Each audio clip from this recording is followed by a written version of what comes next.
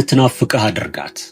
አንዲት ሴት ሌሊት አልጋዋ ውስጥ ሆና ስልኳ ላይ ያንተን ፎቶ የምታይበት ወይንም ከጓደኞቿ ጋር ሆና በፈገግታ ስላንተ የምታወራበት ሚስጥር ምን እንደሆነ ማወቅ ትፈልጋለህ? እንኳን ወደዚህ ቻናል በሰላም መጣ። ዛሬ የምንነጋገረው ስለ ተራ የፍቅር ቃላት አይደለም። ከዛ ይልቅ አንዲት ሴት ስለ አንድ ወንድ በተደጋጋሚ እንድታስብ፣ ድምጹን ለመስማት እንድትጓጓና በህይወቷ ውስጥ የሱ መኖር ትልቅ ትርጉም እንዲኖረው ስለሚያደርጉ ጥልቅ የሆኑ ስነ ልቦናዊ እውነታዎች ነው። ብዙ ወንዶች ሴት ልጅ ስለነሱ እንድታስብ ለማድረግ ውድ ስጦታዎችን መስጠት ወይንም 24 ሰዓት ሙሉ ስልክ ላይ መጣድ ያለባቸው ይመስላቸዋል። ነገር ግን እውነታው ከዚህ ፍጹም ተቃራኒ ነው። ከዚህ በመቀጠል አንዲት ሴት አንተን ከልቧ እንድትናፍቅህ የሚያደርጓትን ጥበቦች አጠር አድርጌ የማቀርብልህ ይሆናል። በዚህ ቪዲዮ መጨረሻ ላይ የምነግርህ ሚስጥር ደግሞ እስከዛሬ የነበረህን አመለካከት ሙሉ ለሙሉ ሊቀይረው ስለሚችል እስከ መጨረሻው በትዕግስት እንድትከታተለኝ ጋብዣለሁ። ቁጥር 1 ሁሌም አትገኝ። አንዲት ሴት ስላንተ በተደጋጋሚ እንድታስብ ከፈለክ በቅድሚያ ለአእምሮዋ የምታስብበትን ክፍተት መስጠት አለብህ። ብዙ ወንዶች ፍቅሩ ሲገቡ የሚሰሩት ትልቁ ስህተት 24 ሰዓት ሙሉ ለሷ ዝግጁ መሆን ነው። ማለትም በየደቂቃው ሜሴጅ መላክ፣ በደወለች ቁጥር በመጀመሪያው ሰከንድ ስልኳን ማንሳትና የራሳቸውን ህይወት ትተው ሁልጊዜ እሷን ብቻ ተከትሎ መዞር። ይሄ ሲሆን ምን እንደሚፈጠር ታውቃለህ? መገኘትህ ዋጋ ያጣል። ሴት ልጅ ያንተን መኖር ማድነቅ የምትችለው ያንተ ለመኖር ሲሰማት ብቻ እንደሆነ ልብ በል። ስለዚህ ዋነኛው ነገር የራስህ ህይወት፣ ዓላማና ሥራ ሊኖርህ ግድ። አንተ በሥራህ፣ በትምህርትህ ወይንም በህልምህ ስትጠመድ እሱ ያን ጊዜ አሁን ምን እያደረገ ይሆን ብላ ማሰብ ትጀምራለች። ያንተ ቢዚ መሆንና ሁልጊዜ ስልክ ላይ ያለመገኘት በእሱ አእምሮ ውስጥ ትልቅ ጉጉትን ይፈጥራል። ስታገኝህና ያሳለፍከውን አስደናቂ ቀን በጋለ ስሜት ስትነግራትም ያንተን ዓለም ይበልጥ ለማወቅ ትጓጓለች። ምክንያቱም ናፍቆት የሚጀምረው ከጉጉት ነው። ጉጉት ደግሞ የሚመጣው በጥቂት ሚስጥራዊነት እንደሆነ አትርሳ። ቁጥር 2 ከልብህ አድምጣት። ዛሬ ባለንበት ዘመን አብዛኛው ወንድ ወይ ስለ ራሱ ብቻ ማውራት ይወዳል፣ አሊያም ደግሞ ሴት ልጅ ስታወራ ስልኩን እየነካካ በግማሽ ልቡ ይሰማታል። እዚህ ጋር ነው ታዲያ አንተ ልዩ ሆነህ መገኘት መቻል ያለብህ። አንዲት ሴት ካንተ ጋር ስትሆን በጭንቀቷም ሆነ በደስታዋ ጊዜ ሙሉ ትኩረትን ሰጥተህ የምትሰማት ከሆነ ያንን ስሜት በጭራሽ አትረሳውም። ሙሉ ትኩረት ማለት አይን አይኗን እያዩ እንዲሁም ስሜቷን እየተረዱ በጥቃቅን ወሬዎቿ ውስጥ ያሉትን ዝርዝር ጉዳዮች ማስታወስ መቻል ማለት ነው። ለምሳሌ ከቀናት በፊት ስለተፈተነችው ፈተና፣ ስለታመመችው ድመቷ ወይንም ስለምትወደው የምግብ አይነት በሌላ ቀን በምታደርጉት ጨዋታ ላይ በድንገት ስታነሳው በውስጧ ይሄ ልጅ ለኔ ልዩ ቦታ አለው ብላ ታስባለች። ካንተ ተለይታ ወደ ቤቷ ስትመለስም ያ የሰጣሃት ሙሉ ትኩረትና መደመጥ በአእምሯ ውስጥ ይመላለሳል። እንዳንተ በቅንነት የሚሰማ ሰው ስታጣ ያንተ ጨዋታና ያንተ አጠገቧ መሆን በከፍተኛ ሁኔታ ናፍቆትን እንደሚፈጥርባት ምንም ጥርጥር የለውም። ቁጥር 3 በራስ መተማመንና ጥሩ መዓዛ።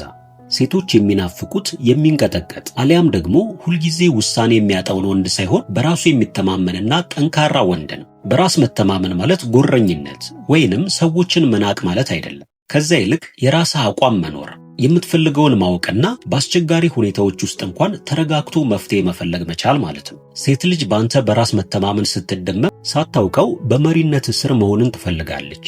ሌላው ሴት ልጅን በተደጋጋሚ እንድታስብህ የሚያደርጋት ነገር ደግሞ ያንተ ልዩ መዓዛ ነው። የስነ ልቦና ጥናቶች እንደሚያሳዩት የሰው ልጅ አእምሮ ከማንኛውም ነገር በላይ ሽታን በጥልቀት የማስታወስ አቅሙ ከፍተኛ ነው። አብራችሁ ስትሆኑ፣ ስታቅፋት ወይንም አጠገቧ ስትቀመጥ ያንተ ልዩ ሽታ በልብሷ እንዲሁም በፀጉሯ ላይ ያርፋል። ካንተ ተለይታ ቤቷ ስትገባ ወይንም ደግሞ ያንን አይነት ሽታ በሌላ ቦታ ስታገኝ በቀጥታ አእምሮዋ አንተን ያስባል። ያ መዓዛም ያንተን መኖር፣ ሳቅህንና ትከሻህን በእጅጉ እንድትናፍቅ ያደርጋታል። እስካሁኗ ሰዓት አብረኸኝ ካለህ ቪዲዮ ተመችቶሃልና ቻናሉን ሰብስክራይብ በማድረግ ቤተሰቡ እስከ ቪዲዮ ፍጻሜ አብረኸኝ ከቆየህ ደግሞ እጅግ ወሳኝ የሆነውንና ሴት ልጅ አንተን ከልቧ እንድትናፍቅ የሚያደርጋትን ጥበብ እንደምነግርህ ቃል እገባልሃለሁ።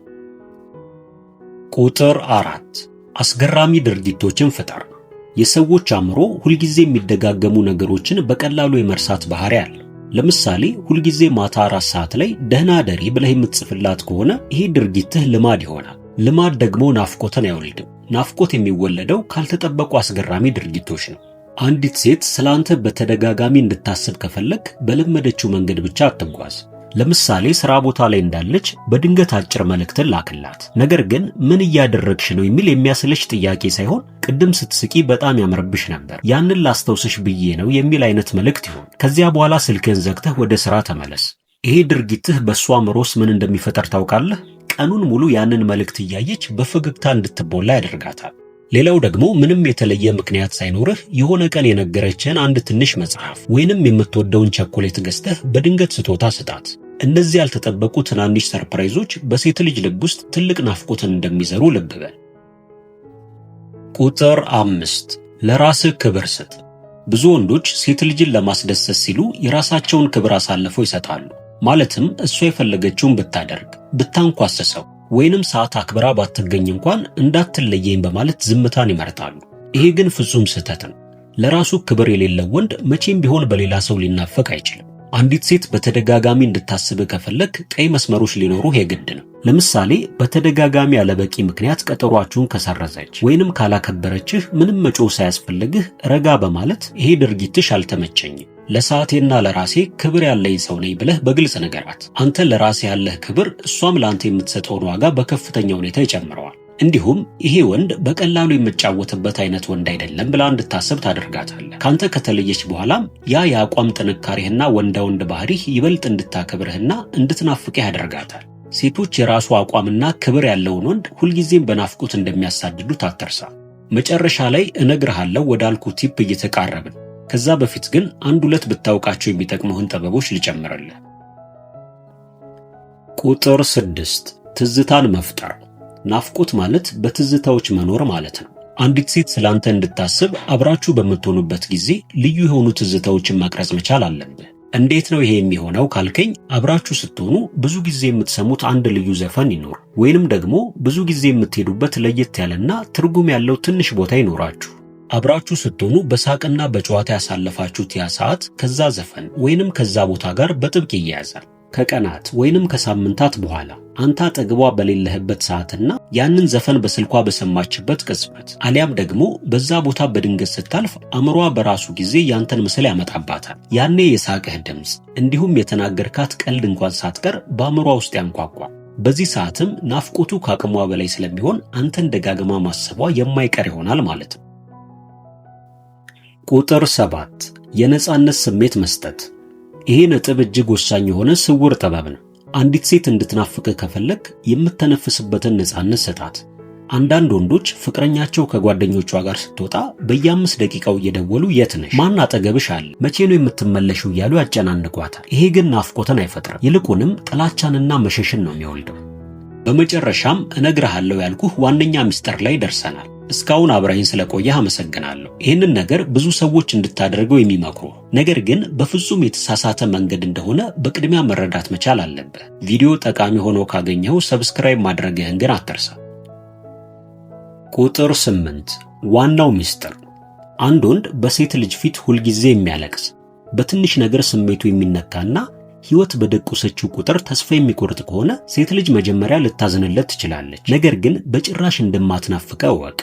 ሴቶች ከልባቸው የሚናፍቁት ወንድ ችግር ሲመጣ የሚጸናውንና እንደ አለት ጠንካራ የሆነውን ወንድ ብቻ እንደሆነ መቼም ቢሆን ልትረሳ አይገባህም። ማልቀስና ማዘን ካለብህ በፈጣሪ ዘንድ ብቻ ነው መሆን ያለበት። ይሄ ማለት ግን ስሜት የሌለው ድንጋይ ሁን ማለት ሳይሆን ፈተናዎች ሲመጡ አቅጣጫ የማይጠፋበት ወንድ ሁን። ለምሳሌ አብራችሁ እያላችሁ የሆነ አስቸጋሪ ሁኔታ ሲፈጠር ተበሳጭተህ የምትጮህ ወንድ አትሁን። በተረጋጋ መንፈስ አይዞሽ መፍትሄ አለው ብለህ ነገሮችን ስታቀልላት በዚህ ጊዜ እሷ በአንተ ጥንካሬ ትማረካለች።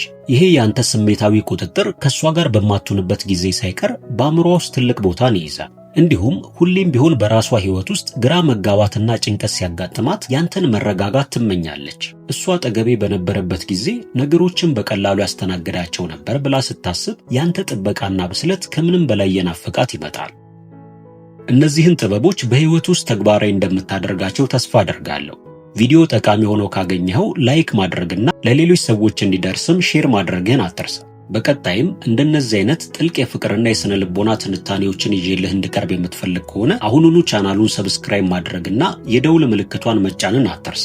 መልካም ጊዜ።